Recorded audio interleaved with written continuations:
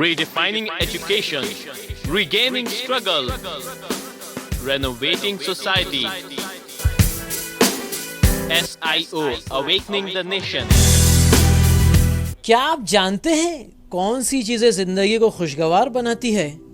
کامیاب زندگی کا راز کیا ہے؟ چلیے معلوم کرتے ہیں۔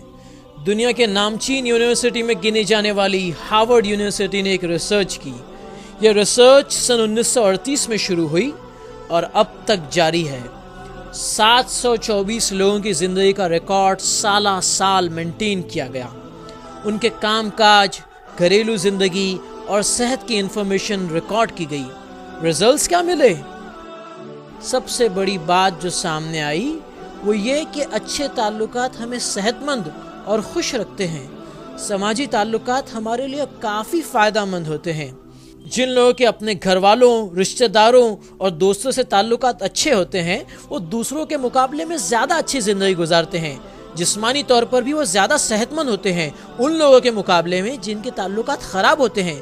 جو لوگ بچپن میں اپنی ماں کی اچھی تربیت میں رہے وہ ہر سال $87,000 زیادہ کماتے ہیں ان لوگوں کی بنسبت جن کی ماں نے ان کی تربیت پر دھیان نہیں دیا۔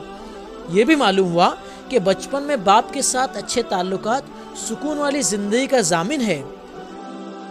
یہ سب عمدہ باتیں لگتی ہے نا کہ انسان نے یہ دریافت کیا کہ اس کو خوش رہنے کے لیے کیا کرنا چاہیے۔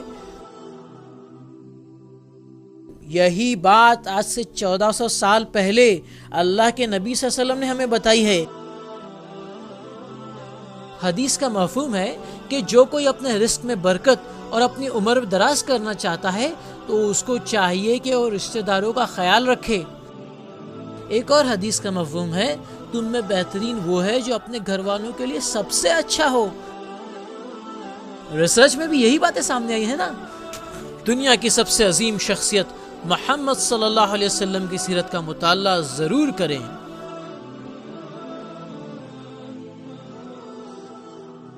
اللہ غایتنا اللہ اللہ اللہ